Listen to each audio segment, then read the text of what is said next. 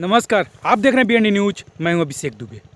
आज मैं बात करूंगा एनटीपीसी रेलवे के रिजल्ट पे, जो पूरा देश बात कर रहा है। आज उस मुद्दे पे बात करने आया हूं, लेकिन बात करूंगा गेहूं के खेतों से एनटीपीसी की तैयारी।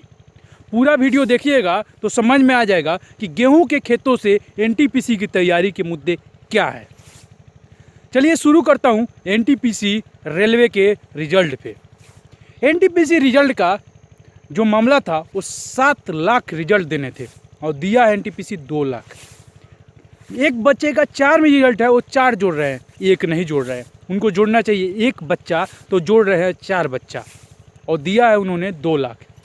उसमें गड़बड़ी बड़ी हुई है, लेकिन एनटीपीसी इस पर ध्यान नहीं दे रहा है। ट्विटर पर ट्रेंड कराया गया, नंबर 1 ट्रेंडिंग हुई, लेकिन इस पर भी सरकार कोई गौर नहीं की। यशस्वी प्रधानमंत्री माननीय श्री नरेंद्र मोदी जी इस पर ध्यान नहीं दे रहे हैं। एनटीपीसी के अधिकारी इस पर ध्यान नहीं दे रहे हैं। तो चलिए शुरू करते हैं कि गेहूं के खेतों के बारे में।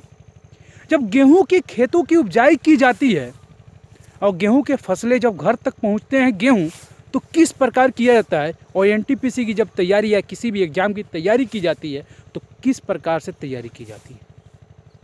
सेम कंडीशन है, जैसे गेहूं के फसलें या किसी भी फसलें की तैयारी की जाती है, उसी प्रकार किसी भी एग्जाम की तैयारी उसी प्रकार होता है। मैं ऐसा कह रहा हूं तो सुनिए जरा। गेहूं के जब फसलें उगते हैं, मेरे पीछे आपको दिखाई दे रहा होगा, सारे गेहूं के खेत हैं अभी। जब गेहूं के फसलें उगते हैं तो उसमें सवाल आता है कि गेहूं का जब फसल उगाने की तैयारी की जाती है तो उससे पहले जुताई की जाती है, खेतों की जुताई की जाती है। खेतों की जुताई के बाद उसमें खाद दिया जाता है, फिर जोता जाता है। उसके बाद उसमें जो खरीद कर बिया लाते हैं गेहूं का, उसे छीटा जाता है। तब आज गेहूं के फसलें 22 दिनों के बाद पानी उसमें दिया जाता है, नहीं पानी की पटवन की जाती है। उसके बाद वो गेहूं को में खाद दिया जाता है, फिर वो फसल बड़ा होता है, उसमें फर लगते हैं।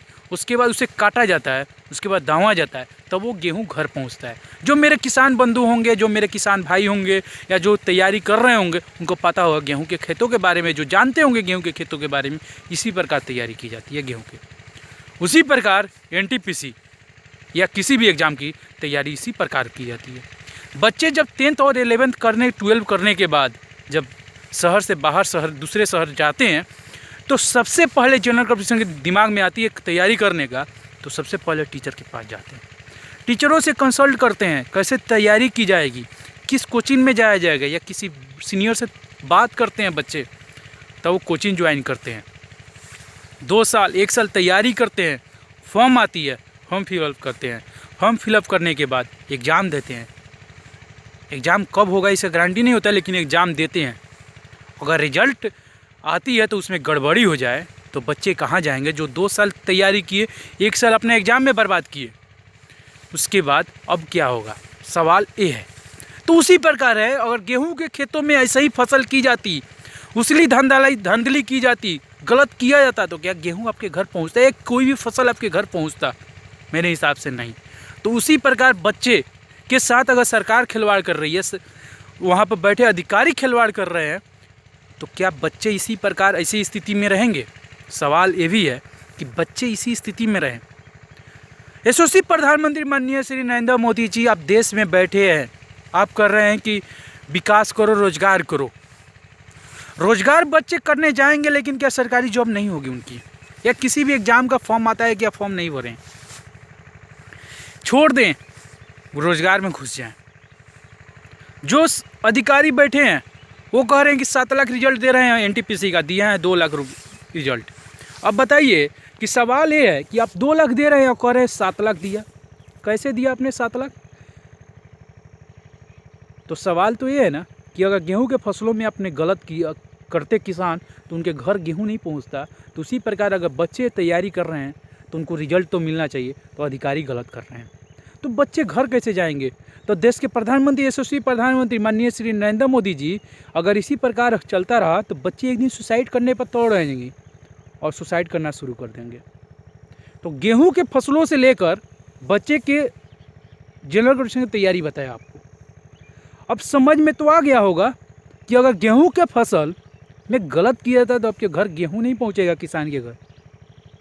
उसी प्रकार अगर एग्ज़ाम में धांधली किया जाता है, एग्ज़ाम में गलत किया जा रहा है, रिजल्ट में गलत किया जा रहा है, तो बच्चे घर नहीं पहुँचेंगे, कहीं और पहुँच जाएंगे।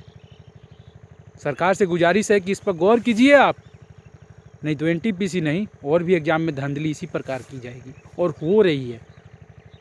जो भी देश में सरकारें बैठी हैं, जो भी काम कर रही हैं, जो भी अधिकारी बैठे हैं, वो ध्यान दें, इस पर गौर करें, नहीं तो बच्चे कहीं और पहुंच गए ना तो देश में कुछ और तबाही मच सकती है। पहले हिदायत कर रहा हूँ, सरकार को भी बता रहा हूँ, क्योंकि बच्चे गलत रास्ते पर ना जाएं। इसीलिए वीडियो पसंद आए तो चैनल को सब्सक्राइब कीजिएगा, लाइक कीजिएगा, कमेंट कीजिएगा और शेयर ज़रूर कीजिएगा। जो भी एनटीपीसी के भाई बंधु हैं, जो भी जनरल कम्पटीशन की तैयारी कर रहे हैं, जनरल कम्पटीशन की तैयारी कर रहे हैं, वो शेयर ज़रूर कीजिए। जय हिंद।